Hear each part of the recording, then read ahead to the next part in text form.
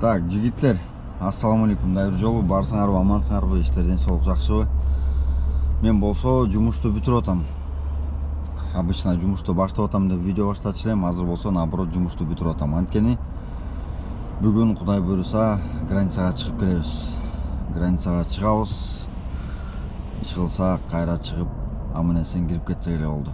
Анан комментарийде кээ бирлер жазып атат, границага чыккан толку жок, реестрге кайрылып түшүп каласың деп. Жигиттер, меники полный документация жок, меники просто миграционканы жаңылаш керек да. Эми кайра келип реестрге түшсөм дагы кичине шанс көбүрөөк болот. Ошон үчүн 50/50 эмне болот? Алдыда көрөбүз. Бүт колдон келишинче тартып берчү маалыматтын баарын бергенге аракет кылам. Ошондуктан видеону түрдүрбөй, лайктан басып, комментарийден жазып, каналга каттала элек болсоңор каналга катталып койгула. Туугандар, 2025 жылы мигранттар тарабынан Кыргызстанга салынган акчанын көлөмү 3 миллиард 49 миллион АКШ доллар экен. Ошонун 90% эле Россиядан салган мигранттардын акчасы экен, то есть биздин акчабыз экен да. 3 миллиард 23 миллион АКШ долларын салып турабыз. Анан кийин мен азыр банк мир привилегия менен кызматташып атам. Ошол банкты силерге дагы сунуштайм. Акча салганда баягы курстан утулбай, ыңгайлуу жол менен салга депчи. Анан бул банктын эң эле жөнөкөй жери, эч кандай офиске баруунун кереги жок. Мен азыр ушул видеонун описаниясына дагы, комментарийге дагы ссылка калтырып коем. Ошол ссылканы бассаңар, банк мир привилегиянын приложениясына кетип барасыңар, барып туруп ошол приложенияны көчүрөсүңөр. Көчүргөндөн кийин кадимкидей эле өзүңөрдүн телефон номериңерди жазып туруп, кодду жазып кирип кетесиңер. Ал жерде Кыргызстанга, Казакстанга, Арменияга, СНГнын бардык мамлекеттерине жана ошондой эле Турцияга дагы акча салсаңыздар болот.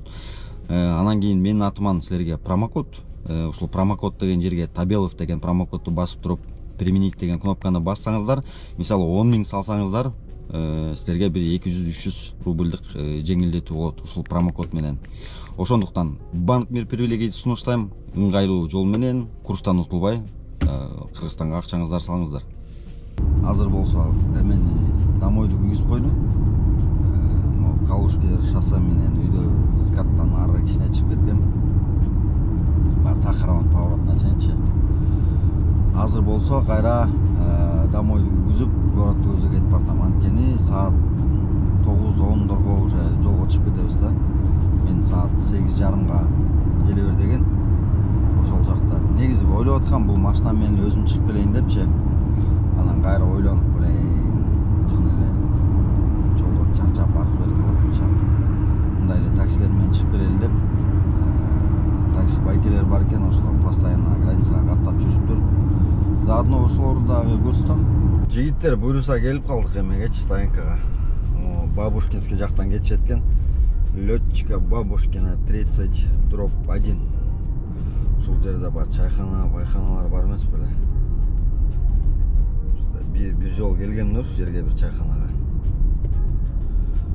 Таксилер, короче, ушул жактан кетет экен. Бияктын баары эле жалаң таксинин машиналары го. Бытырайт. По-моему, өткөндө болот тартып атты эле. Навестин алдында турушкан да. Азыр каякта турушат болду экен билбейм. Как раз эмеде келет экен болотчу. Ошого элешип калайын. Боке келтирип атат рекламаны.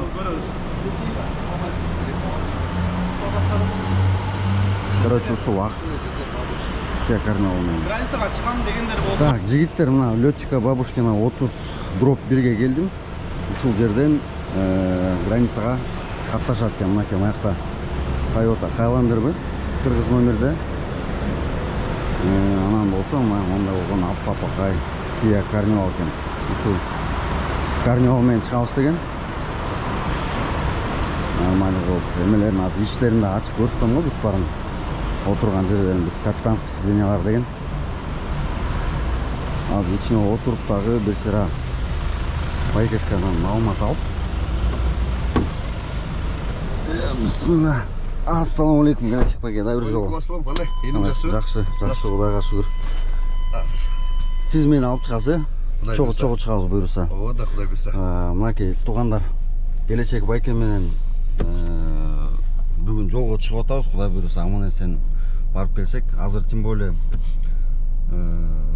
эмелер Инстаграмга кирсең деле, Ютубка кирсең деле кичине сөздөр болуп кетпеби? Границага каттагандар тигиндей мындай жолдон таштап кетет, антип кетет, мынтип кетет депчи. Туугандар бүт ошол вопростордун баарына бүгүн жооп алып, азыр сизден деле ооз-эки сурап эле коеюн. Жолду карай эмне болот? Гаи тозобу, границанын алдынан башка бир ларгустарга тыгып отургузуп салабы? Айтор иши кылып бүт баарын силерге көрсөтүп, маалымат алып берем. Так, маалымат жеткизесиң, бүт баарын жеткирип, жолду карай көрсөтчүн баарын көрсөтүп, жолдо андыктан биз менен болуп тургула. Биротолу мына келечек байкенин опытын да көрөлү, жолдон решать этчү нерселерди дагы байкайлы, иши кылса бүт экранда болот. Өтүп кетип жатат экен. Бирок эми кандай болот ошону билиш керек болуп атат. Пешкине да Саранский, пешкине там.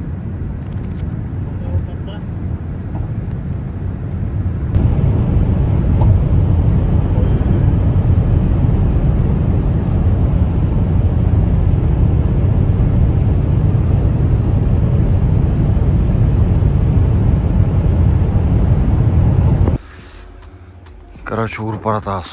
Таң атып келатат уже. Дагы кайра заправкага токтодук эмес. Мочовина түгөнүп калыптыр. Сонун болуп таң атып келатат. Так, туугандар, кыскасы биз эмеде Саранскка келип калдык. Саранскка кире бериште, как обычно, метро аткан постчу. Азыр ошол жакты буйтап.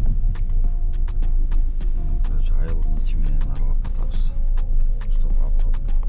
Гайлерден өтүп чыгып кетели депчи. Спуск бар экен, ошол спусктан түшүп келатканда эле алыстан көрүнүп мигалкалар менен турушат да кийин.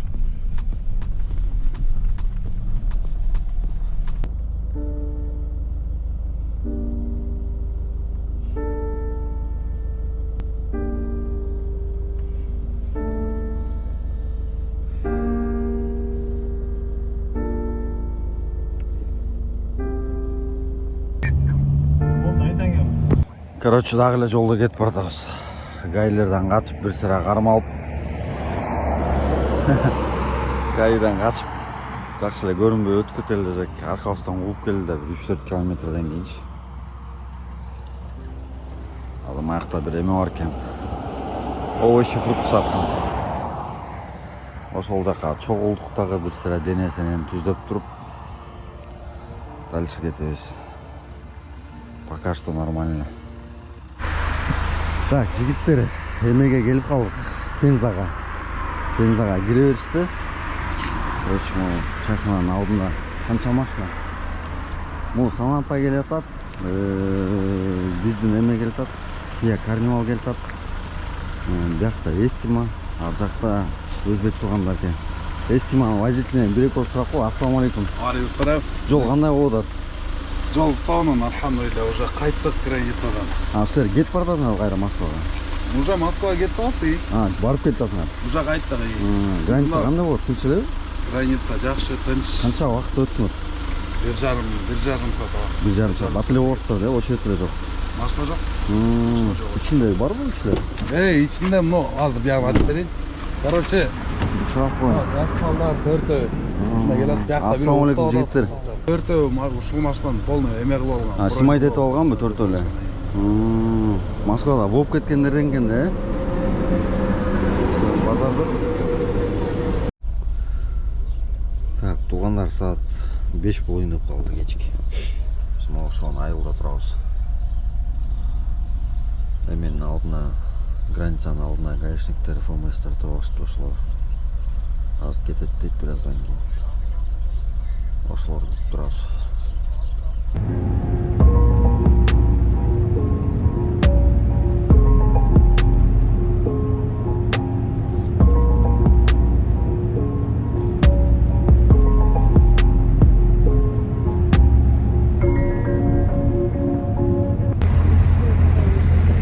Короче, орустар кармап атат.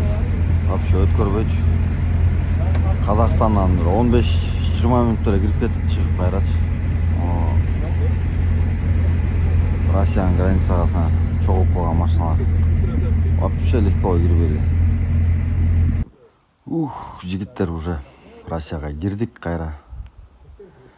Чарчап вообще болбой калдык.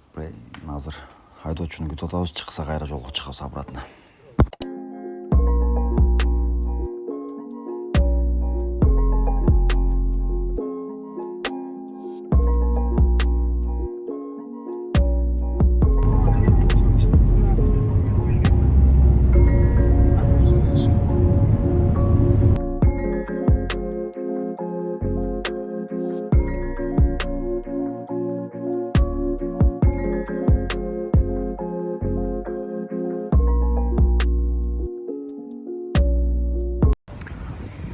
Так, тугандар, кыскасы эмеге келип калдык, платный дорога. Москвага бир 4 саат, 5 сааттык жол калды. 440 километр. Келечек байкенин кайра таап алдык бияктан. Фокусник экен. Жолдон жактан жок болуп биякка пайда болуп калды экен. Так, тугандар, Кудай буйруп, аман эсен Москвага кайтып келдик. Жаңы эле келдик. Баш аягын алганда где-то бир 16 саат убакыт кетти да. 16 саат убакыт кетти. Прям Казакстанга кирдик, бат эле кайра бери бурулдук, ошол жерден бери кирип атканда эле кичине кармалып калдык, 3-4 сааттай. Вообще бир да машинаны өткөрбөй койду да, Россияга кирип аткан. А так азыр видеодон дагы бүт баарын көрдүңөр го дейм. Кандай барып келдим, жолдо кандай кыйынчылыктар бар. Деги эле жаралып аткан суроонун баарына эле жооп алдыңар деген ойдомун. Анан кийин эми мисалы биякта мисалы келечек байке мен деле биринчи жолу таанышып атам, биринчи жолу көрүшүп атам. Ишенип барып өз көзүм менен көрүп келдим. Айткандарын айткандай, точ кандай айтса ошондой кылып апарып келди. Мен чынын айтканда келечек байке ыраазымын. Биринчи жолунда четко, слаженно, водительдер да бүт жолдордун баарын билет экен, каяка эмне кылыш керек, бүт баарын как положено да. Анан кийин эми мисалы бүт 100% эле бир кишиге ишенип алган деле болбойт да. Мисалы бүт груздун баарын жүктөп алып кетет, чыгарып кетет, мүнтүп кетет деп. Ал жерде жолдон ар кандай посттор бар экен. Мисалы ФСБ менен да турушат экен, ФМС менен да турушат экен.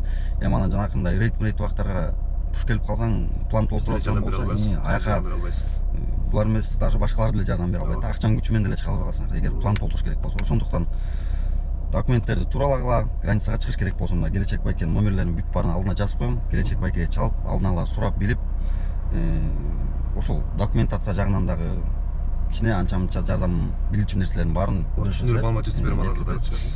Мисалы границага кандай документтер керек, кандай кириш керек, ошол баарын түшүндүрүп кетип аткандачы. Анан белгилер маалыматты жеткизбей кирип кеткенде дагы баягы печатты жанагы базада жатат деп атып ошону айтып коюш керек. Мен деле мисалы ошол буга чейин айтып жүргөнүм эле, на свой страх и риск да. Мен деле ушу 50/50 жолдон бирдеке болсо болот. Ушундай эле эме менен кеттим да. Мен мисалы эч жакканда надежда кармап элечи, буйруганын көрөм деп элечи. Анан базар жок, айдоочулар жагынан 2-3 посттон айланып өтүп кеттик дагы жакшы. Может ошол жактардан деле болмок. Эми Кудай буйруп аман эсен келдик, эми буйруса. Ошол тугандар, кийинки видеороликтен көрүшкөнгө чейин видеоролик жакса лайктан басып, комментарийден жазып, өз ой пикириңерин бөлүшкүлө. Келечек байкенин номерлери бүт төмөндө. Келе берсең ушу метрого Бабушинский, улица Лочка Бабушина, дом 33/1, 8-де, 11-де эки рейс. Алдын ала чалып койсуң. Ооба, алдын ала бир күн мурун заранее чалсын. Ошол маалда биз запись алабыз, учетке жазабыз, кайсы машина келет, ошол сааттарда айтып коебуз. Всё, рахмат келечек байке. Келик, сага дагы инем. Так көтөрүңү туруп алып эми. Иште баштайбыз, давайте.